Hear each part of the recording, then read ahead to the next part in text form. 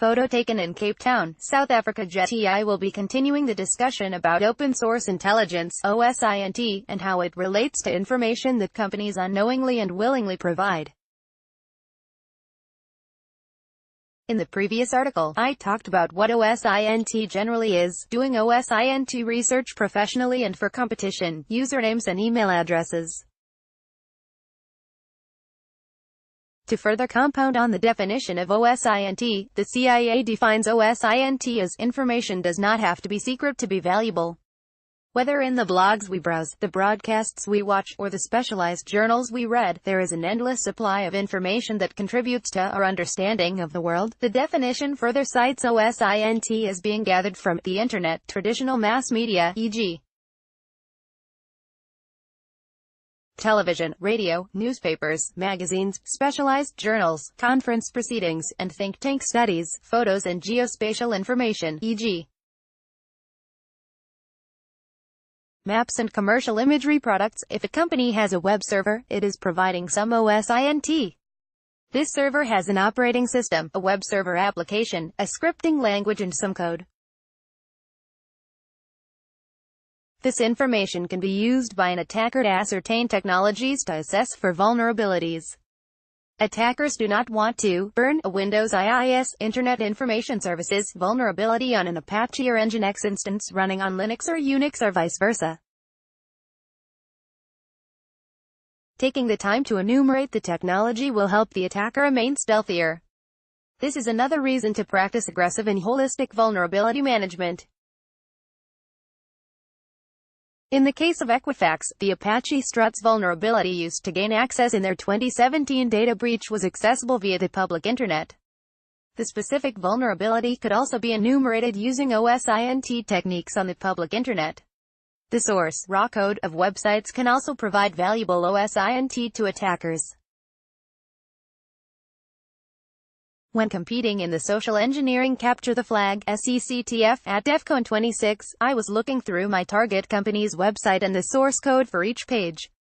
I managed to stumble onto a page that not only included comments to explain why it was coded as it was. I am not saying commenting code is bad, but it also included a hard-coded pop-up box that provided the recipes for usernames and passwords on a per-role basis.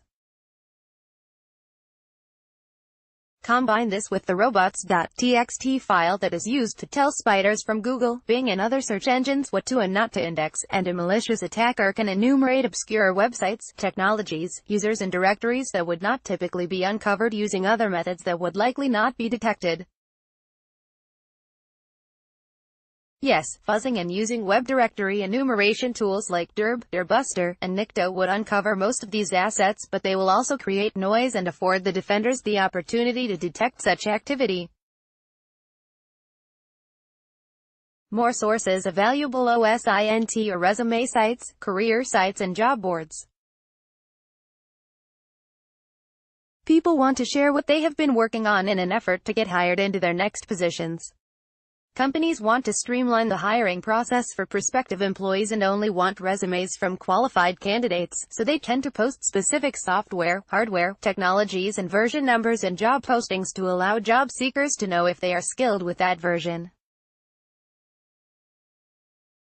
Instead of listing MacBook Pro laptops and the use of Oracle ERP version 12.2.4 in a careers page listing, a company could say something to the effect of, employees are allowed to choose from high-end PCs, Linux laptops, or Apple systems, and competency, experience with Oracle, SAP or other ERP system, with a note to HR to look for the word Oracle in resumes. I was able to enumerate the phone systems used by a target company because an employee had mentioned upgrading from Avava to Cisco phones, as well as the version of the Cisco VoIP software used on his resume. One source that companies have almost no control over is the geospatial data. This is provided by mapping tools like Google Maps, Street View or Bing StreetSide. The limit of control that companies can leverage with this aspect relies on the placement of doors, platforms, dumpsters and other things that could help an attacker get a leg up. If these things can be placed behind a fence or obscured from the roads and streets nearby, it will make it harder for attackers to case the facility from afar, where the security guards cannot see them.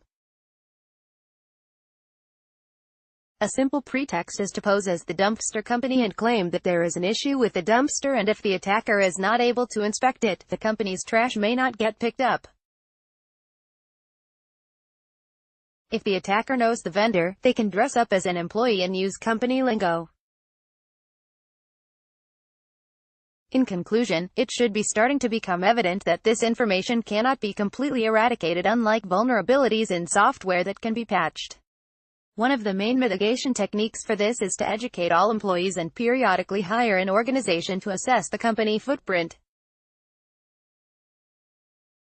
The reason I recommend hiring someone is that sometimes employee personal accounts will be scrutinized, and it is best for all parties if there is a third party to parse the information and only provide the most relevant data to the company. From the company's perspective, this will avoid any possible betrayals of trust between the company and its employees.